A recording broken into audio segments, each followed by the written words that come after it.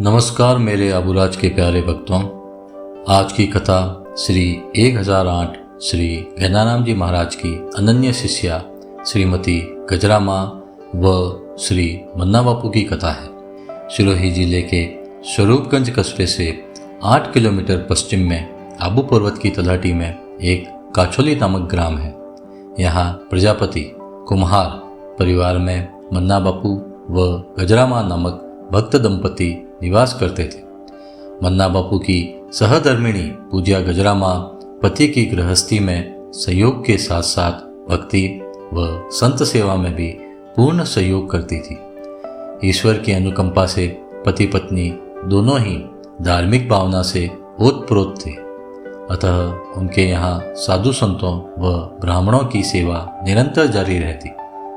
पूज्या गजरा माँ ने बताया कि उनके गांव के निकट भारजा गांव के एक वृद्ध श्रीमाली ब्राह्मण प्रायः काछोली आते रहते थे।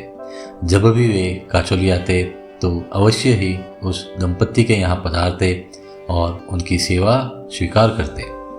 वे उन्हें शास्त्रानुसार विभिन्न व्रत व धार्मिक कृत्य बताते, जिसका अनुसरण कर वह दंपति अपना जीवन सार्थक करते।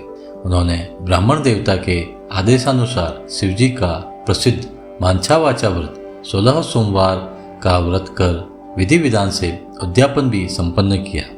पूज्या गजरा माँ व श्री मन्ना बापू भक्त सदा साधु सेवा में तत्पर रहते थे, अतः गांव में जो भी साधु आता वे उनकी सेवा का सौभाग्य अवश्य प्राप्त करते। उनके इस सेवा भाव के फलस्वरूप एक बार हिमालय के एक अवधूत संत भारत भ्रमण करते हुए काछोली ग्राम में उनके घर भिक्षा लेने पहुंचे। पति पत्नी दोनों ने उनका आदरपूर्वक सत्कार किया। भक्ति भरे वार्तालाप के दौरान अत्यंत दीनता पूर्वक उन्होंने निवेदन किया, हे महात्मा, आप हमें ऐसा आशीर्वाद प्रदान करें कि हमें इसी जन्म में महादेव जी शिव जी के दर्शन का लाभ प्राप्त हो जाए और हमारा जीवन सफल हो जाए। उनकी प्रेममय विनम्र वाणी सुनकर संत अत्यंत प्रसन्न हुए। उन्होंने अपनी झोली में से एक छोटा नर्मदेश्वर शिवलिंग निकालकर आशीर्वाद स्वरूप उन्हें प्रदान किया और कहा, तुम प्रतिदिन भक्ति भाव पूर्वक इस पर जल चढ़ाना व पूजन करना।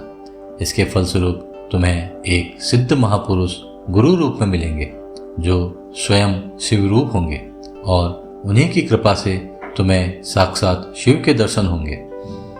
इस प्रकार हिमालय के उस सिद्ध संत की भविष्यवाणी के अनुसार उन्हें 1008 श्री गहनाराम जी महाराज गुरु रूप में प्राप्त हुए, जो वास्तव में शिव रूप ही थे।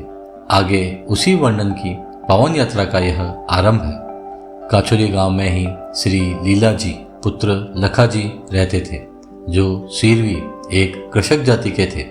उनका भक्तिभाव देखकर श्री गहनाराम जी महाराज यदा कदा उनके घर पधारते रहते। लीला जी उस दंपति के आचरण व भक्तिभाव से परिचित थे, अतः उनकी इच्छा थी कि इन पति पत्नी को श्री महाराज से अवश्य मिलवाना चाहिए, ताकि ये भी उनका सानिध्य व आशीर्वाद प्राप्त कर सकें। एक दिन वह शुभ संयोग बन ही गया जब महाराज लीला जी के निवास पर पधारे और रात्रि में सत्संग रखा गया। लीला जी ने मन्ना जी व गजरा माँ को भी रात्रि के सत्संग में आने का निमंत्रण दिया। साय भोजनोपरांत दोनों पति पत्नी सत्संग के लिए निकल पड़े। तब मन्ना बापू ने अपने खेत में लगे खरबूजों में से एक खरबूजा गजरा माँ को देते हुए कहा, संत महात्माओं के दर्शनार्थ जाते समय खाली हाथ नहीं जाना चाहिए, कुछ न कुछ भेंट अवश्य लेकर जाना चाहिए। गजरा माँ ने वह खरबूजा अपने पल्लू में बांध लिया और दोनों दर्शनार्थ निकल पड़े। वहां पहुंचकर देखा कि बहुत से भक्त पहले से ही उपस्थित हैं। तब एक छोटा सा खरबूजा अपर्याप्त समझकर संकोचवश उन्होंने वह भेंट नहीं किया और प्रणाम कर चुपचाप पीछे बैठ गए। सत्संग चल रहा था, तभी महाराज ने लीला जी को बुलाकर खरबूजा खाने की इच्छा प्रकट की। उनके घर में खरबूजा नहीं था। उन्होंने सोचा कि यहाँ अवश्य कोई भक्त खरबूजा लाया होगा, अन्यथा गुरुजी ऐसी इच्छा प्रकट नहीं करते। अतः वे खड़े होकर हाथ जोड़कर बोले, यदि कोई भक्त खरबूजा लेकर आया हो तो गुरु जी को भेंट करें। गुरु जी को खरबूजा खाना है। मन्ना बापू के कहने पर गजरा माँ ने शर्मा कर अपने पल्लू का खरबूजा लीला जी के माध्यम से गुरु जी के पास भिजवा दिया।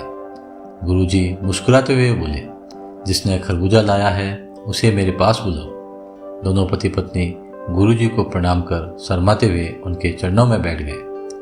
उस खरबूजे को काट कर छोटे छोटे टुकड़े कर सभा में प्रसाद स्वरूप वितरित करने का आदेश देकर गुरु जी ने कहा, मुझे बहुत से खरबूजे खाने हैं, खिलाओगे क्या? मन्ना बापू ने विनीत भाव से उत्तर दिया, हमारे घर पर खरबूजों की टोकरी भरी हुई है, आप कृपा कर हमारी कुटिया को पावन करने अवश्य पधारें। गुरुजी ने मुस्कुराकर मौन स्वीकृति प्रदान कर दी। उनकी पारखी नजरों ने उन सात्विक भक्तों को पहचान लिया था, अतः अगली सुबह वे उनके घर को पावन करने हेतु वहां पहुंच गए। दोनों पति पत्नी भाव विहल होकर उनकी पाद सेवा कर चरणों में गिरकर प्रेमाश्रुपूर्ण नेत्रों से भावांजलि अर्पित करने लगे। गुरुजी ने आशीर्वाद प्रदान कर 2-4 खरबूजे लेकर साथ चलने का आदेश दिया। वे सभी बाल नाड़ी तलैया पर पहुंच गए। गांव के बाहर एक छोटी सी नाडी अर्थात तालाब है, जहां गुरुजी स्वयं भी और भक्तों को भी उस तालाब में मिट्टी खोदते व खुदवाते थे। किसी भक्त को संतान न होने पर उस नाडी में मिट्टी खोदने का कहकर संतान प्राप्ति का आशीर्वाद देते थे, जिसके फलस्वरूप उन्हें संतान की प्राप्ति होती थी। अतः उस नाडी को बाल नाडी कहा जाता है। वहीं उन खरबूजों को काटकर आने जाने वाले राहगीरों को प्रसाद रूप में बांटते रहे व स्वयं भी प्रसाद ग्रहण किया। जिस प्रकार श्री रामकृष्ण परमहंस ने प्रथम मिलन में ही नरेंद्र को पहचान लिया था, उसी प्रकार श्री ज्ञानाराम जी महाराज ने भी उस भक्त दंपति को प्रथम मिलन में ही पहचान लिया था। तभी से यदा कदा गुरु जी का उनके घर पर आना प्रारंभ हो गया। इस प्रकार हिमालय के सिद्ध संत के भविष्यवाणी के अनुरूप जब श्री ज्ञानाराम जी महाराज, जो साक्षात शिव स्वरूप थे, काछोली ग्राम में पधारे, तो उन्होंने उसी ग्राम को अपनी लीला भूमि व तपस्या स्थली के रूप में स्वीकार कर लिया। गुरु कृपा से भक्त दंपति को शिव दर्शन, सेवा का सौभाग्य व लोकहित में सतत समर्पण का वरदान प्राप्त हुआ। इस प्रकार गुरु जी ने अपने जीवन के तप, करुणा और सेवा से न केवल एक परिवार की साधना को पूर्णता दी, अपितु संपूर्ण ग्राम को शिवमय कर दिया। संदेश: सच्ची भक्ति, विनम्रता और साधु सेवा से ही ईश्वर का साक्षात्कार संभव है। गुरु की कृपा अनायास ही नहीं मिलती, वह सेवा, श्रद्धा और समर्पण का प्रतिफल होती है। श्री ज्ञानाराम जी महाराज के चमत्कारों और साधना के रहस्यों को जानने के लिए अगले वीडियो का इंतज़ार करें। अगर आप अबुराज के भक्त हो तो लाइक, शेयर और चैनल को सब्सक्राइब ज़रूर करें। जय जय सतगुरु ज्ञानाराम जी महाराज। जय पूज्य गजरामा गुरु महान जी।